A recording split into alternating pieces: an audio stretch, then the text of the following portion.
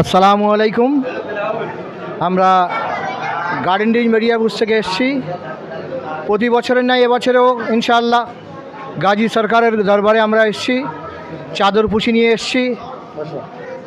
হাজার হাজার ভক্ত এখানে আসে তাদের মনের কামনা, মনের আশা, মনের তামান্না নিয়ে।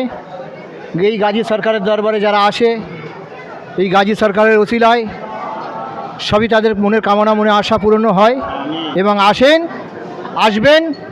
আপনাদের সবাইকে আসার জন্য আমন্ত্রণ করছি।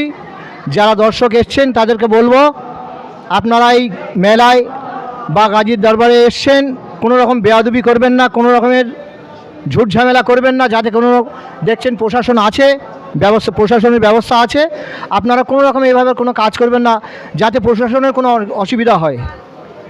এবং যে যার মনের আশা এই গাজী বাবার দরবারে বলবেন, ইনশাআল্লাহ গাজী বাবার ওসিলা আপনাদের পূরণ হয়ে যাবে। আমাদের মনে একই আছে অবশ্যই, কারণ আল্লাহ পাক কোরআনের মধ্যে বলেছেন, লা খাউফুন আলাইহিম ওয়া লা হুম ইয়াহজানুন। আল্লাহর ওলিরা লা খাউফ থাকে, তাদের কোনো ভয় ডর থাকে না। অনেক মানুষ বলেন যে আল্লাহর ওলিরা মারা গেছেন, নাউজুবিল্লাহ। তাদের কাছ থেকে দূরে সরে থাকবেন, তাদের কাছ থেকে আপনারা দূরে সরে থাকবেন। যদি আল্লাহর ওলিরা না থাকতেন এই দুনিয়া চলতো না এতক্ষণ। খাজা গরিব নওয়াজ এসছেন, হুজুর গওস পাক এসছেন, তাদের বদৌলত যদি আমাদের মধ্যে সেই ইমাম হোসেন পাক দিন ইসলামকে না জিন্দা করে যেতেন, আমরা এই দিন পেতাম না ভাই। আপনাদের কাছে বলছি, আপনারা আসবেন, আদব সহকারে আসবেন, চাদর নিয়ে আসবেন, বাবার দরবারে তোহফা স্বরূপ, নজরানা স্বরূপ দিয়ে যাবেন। যে যার মনের তামান্না আপনারা বলবেন।